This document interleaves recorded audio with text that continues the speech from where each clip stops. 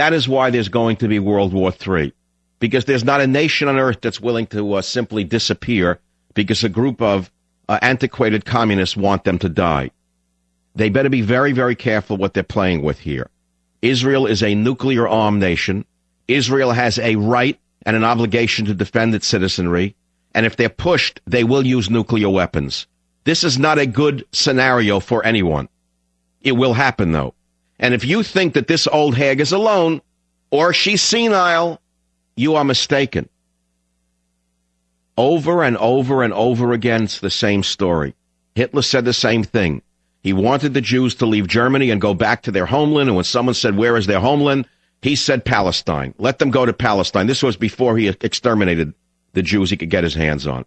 So they went to their homeland in Palestine, and now we wake up in the year 2010 and we find out that the left-wing press corps believes what Hitler said is true, only that in reverse. They should go back to their homeland in Germany or Poland. And you Jews who vote Democrat, I would say you should be ashamed of yourself, but I know most of you are like Woody Allen.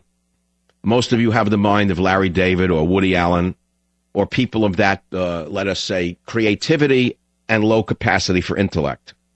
And you don't even understand what you're saying half the time.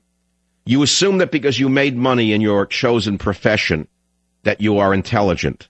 What you don't understand is you have perhaps a high IQ when it comes to making money, perhaps a high IQ when it comes to creativity, but a very, very moronic IQ when it comes to self-preservation. So let's go to the callers on the Savage Nation. Let me ask you another question. If the Jews were to lose to Hamas, or to Iran in this case, but Hamas is a front for Iran, many people say that the Israel is the cork that contains the pus of radical Islam from spreading across the globe. If Israel were to lose, do you think that your life would be safer or less safe? If, on the other hand, Israel finally smashed its enemies the way it's going to have to do because its back is to the wall, do you think your life would be safer? I personally think that the radical Islamists would crawl back into their holes. If Israel ever really got tough under a Golda Meir, I think we'd have 50 years of safety on the planet. That's my personal opinion. And if they keep pushing little David around, David's going to give them a black eye. David's going to kill Goliath. I can guarantee you it's going to happen. No way in history. I don't care whether you believe the Bible or you believe history. Israel will only be pushed so far. And then eventually, even happen, I don't know. Certainly not in the form of Netanyahu or the other men who can't seem to get their act straight.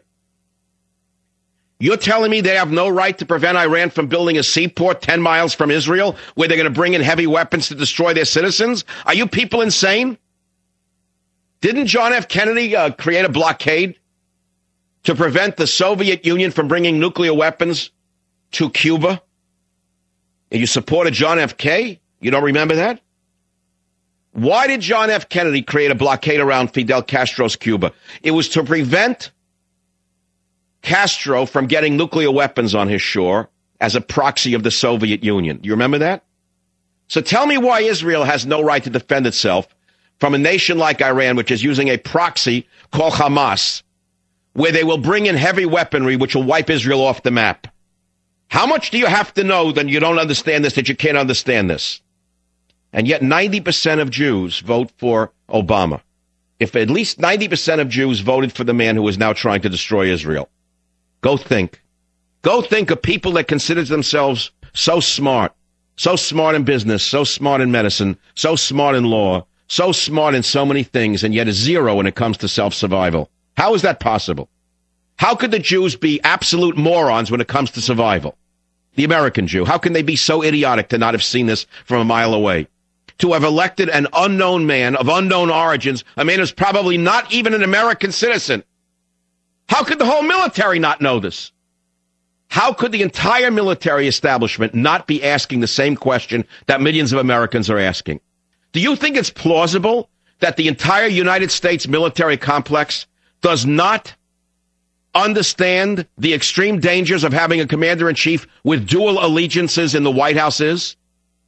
Do they not understand that the presidency may have been usurped by a foreign power? The country is falling apart on a daily basis. And yet we're supposed to believe that our entire government does not believe there's a problem with a virtual unknown as a president, when over and over again he has shown that his loyalties do not lie with this nation, and that he's incompetent, and that he's anti-business, and that he's anti-American.